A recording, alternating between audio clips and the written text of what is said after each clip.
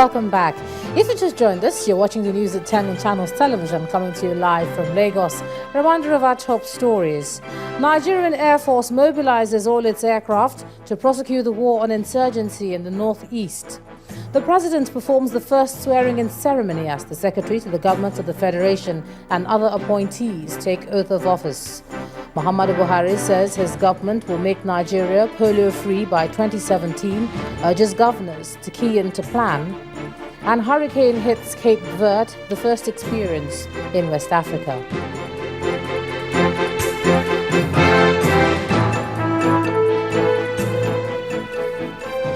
A quick reminder to you now that all our top stories are on our websites, channelstv.com and on youtube.com/channelsweb. And do visit m.channelstv.com to view us live on your mobile device.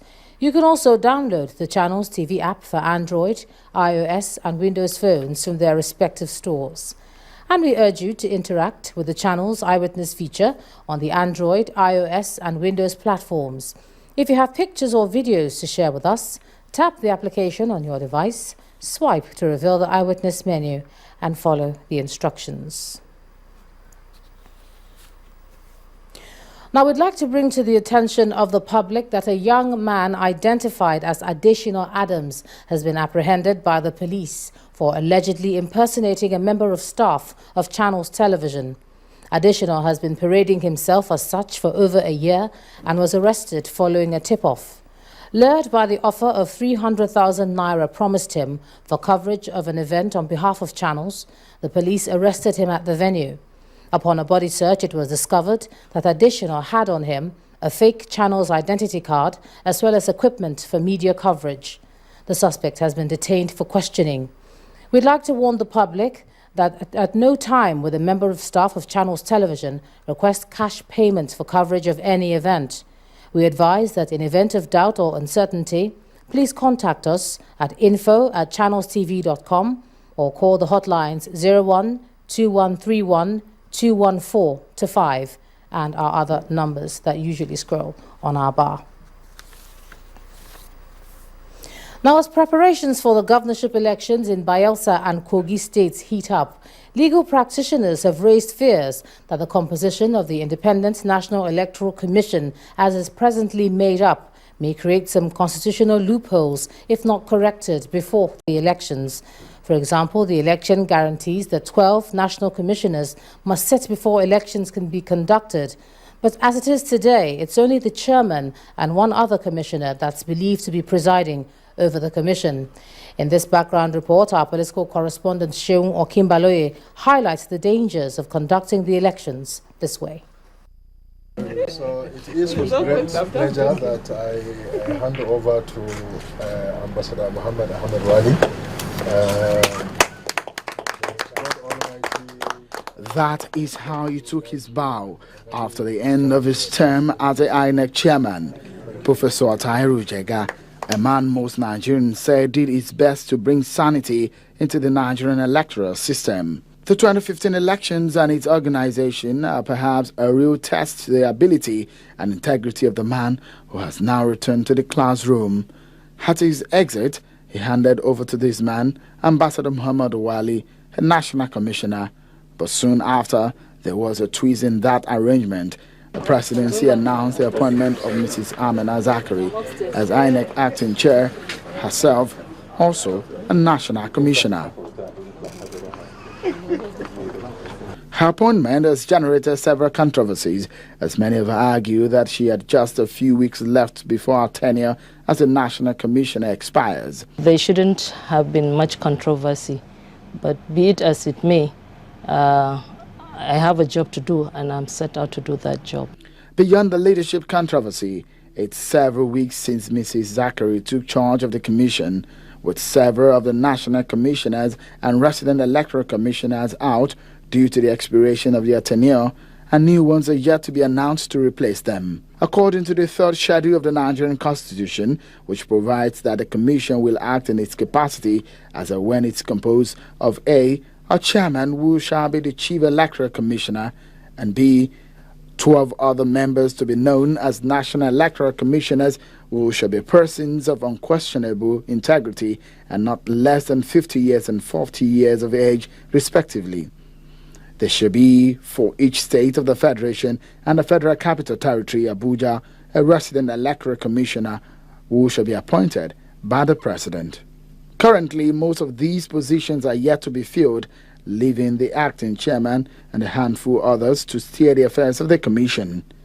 It is unclear on what grounds the Commission now acts, considering the less than required in its board to deal with issues such as the critical governorship elections like the ones to take place in Kogi and Bayelsa states in a matter of weeks. Sheung Okimbaloye reporting for Channels Television News.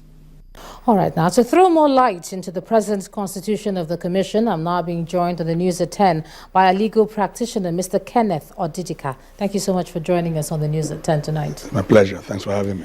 All right, we've heard from Sheung there, but for the benefit of those who don't know at the moment, just establish for us from the point of view of the Constitution how many national commissioners we need at the moment to conduct the elections. Thank you very much. The Constitution is very clear about the number of national commissioners we should have and what their job specification is. We should have the national chairman and 12 national commissioners. That is as provided for in section 14 of the third schedule. Could you just read it out to us Yes, if you have please. it there? Yes.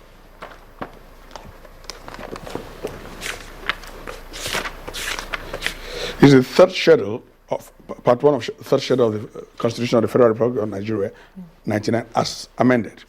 Section 14 says, the Independent National Electoral Commission shall comprise the following members.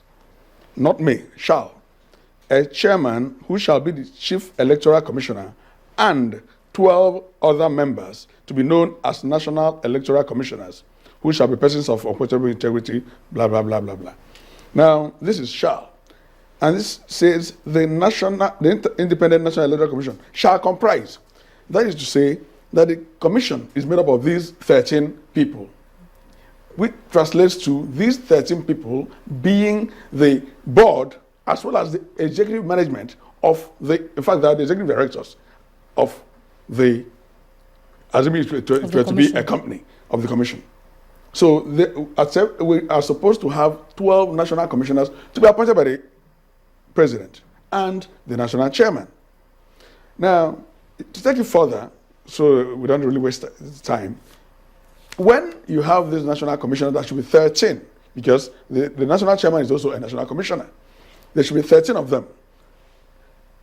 They are supposed to be meeting to be able to deliberate and come up with plans and then implement their plans and give directives to their subordinates, including the RECs, that's the resident electoral commissioners, and so on. To do that, they're supposed to have meetings, hold meetings.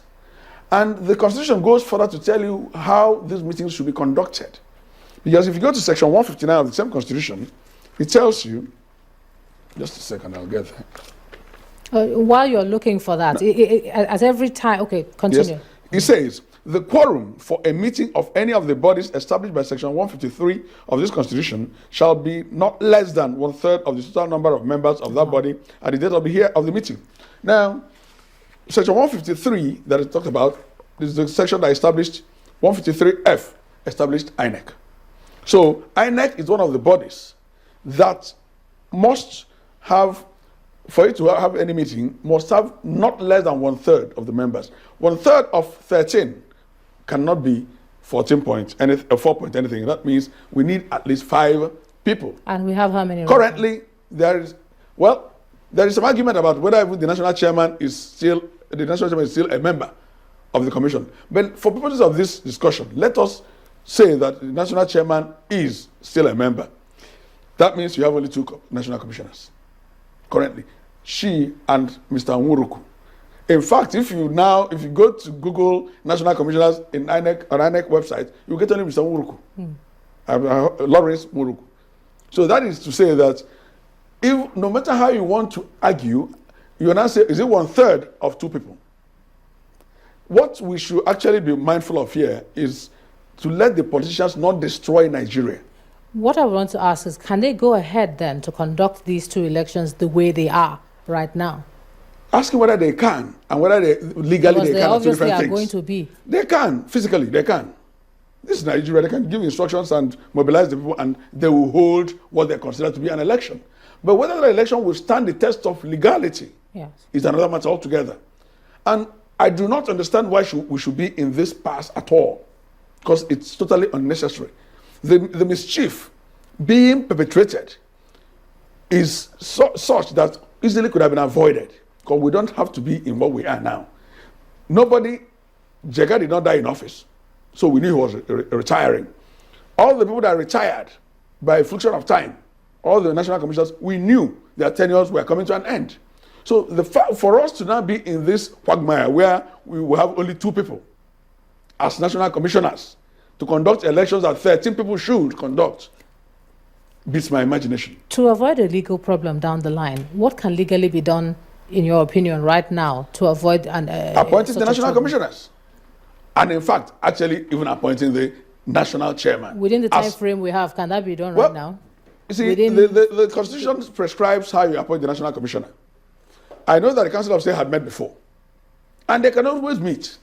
So you can go through the regular process to appoint the national chairman. Now you can also appoint, because the Senate is there for confirmation. So when you appoint these commissioners, you send their name, you take their names to the Senate. The Senate can see it to pass, to approve or reject your nominees. I think there's still enough time to do that, because the danger in this is that we could go ahead to conduct these so-called elections, and somebody wakes up tomorrow, goes to court, and gets this thing thrown out. We'll have wasted so much money and time. And this is money we're spending. Maybe because Nigerians don't really pay tax, they don't understand how much money we're losing when we do some of these things that are patently illegal. So it doesn't even matter whether they're ready or not financially. Legally, they are not ready for this process to happen. Ready or financially?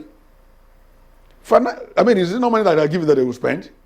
So the money could be there. They can have billions or zillions of naira in their bank account. They are not legally ready to conduct the election. That is my own opinion. Okay, so at that point, we're going to have to leave it. Thank you so much, legal practitioner Mr. Kenneth Odidika, for joining us on the News at 10 tonight. Now, when the News at 10 returns, women in Port Harcourt protest what they call increasing wave of kidnapping in the state. Do join us again.